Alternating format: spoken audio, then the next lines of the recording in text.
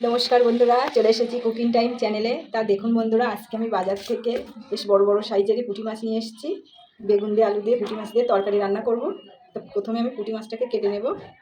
বন্ধুরা, মাছগুলো কেটে ধুয়ে নিয়েছি, লবণ হলুদ মাখিয়ে নেব।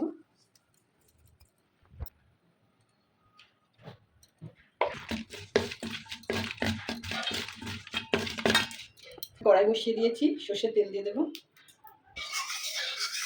ভালো করে গরম করে নিতে হবে, নাহলে মাছটা লেগে যাবে।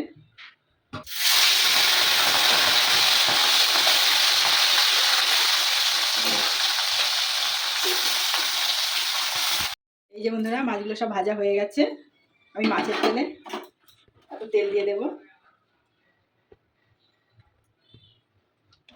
জিরে ফোড়ন দেবো।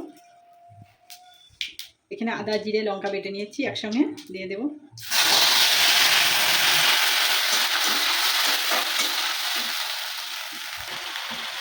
লবণ দিয়ে দেবো, হলুদ দেবো। আমি আলু বেগুন কিন্তু কিছু ভেজে নিয়ে নিই, আমি ভাজা ছাড়াই রান্না করবো। এর জন্য এতে খেতে আর স্বাদটা বেশি লাগবে। মশলাটা আমি একটু কষিয়ে নিয়েছি, দিয়ে দেবো বেগুন আলু।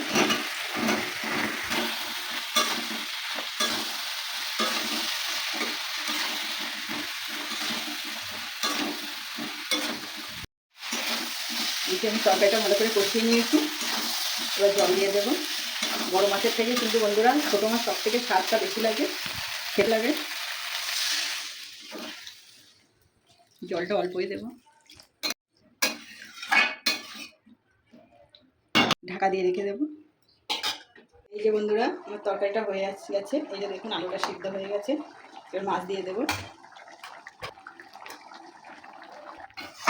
আমার তরকারিটা হয়ে গেছে, এবার আমি ঢেলে নেব।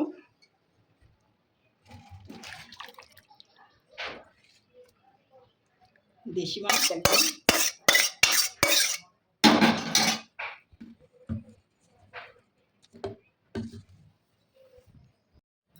ধনে পাতা ছড়িয়ে দেবো। তা বন্ধুরা দেখুন, আমার বেগুন দিয়ে আলু দিয়ে পুঁটি মাছ দিয়ে তরকারিটা রেডি হয়ে গেছে। তা দেখুন, দেখতে কিন্তু অসাধারণ, যে খেতে কিন্তু বন্ধুরা দারুণ লাগে। আপনারা এইভাবে একবার রান্না করে দেখবেন। তা আমার তরকারিটা যদি ভালো লাগে তো অবশ্যই কমেন্টে জানাবে কেমন হয়েছে।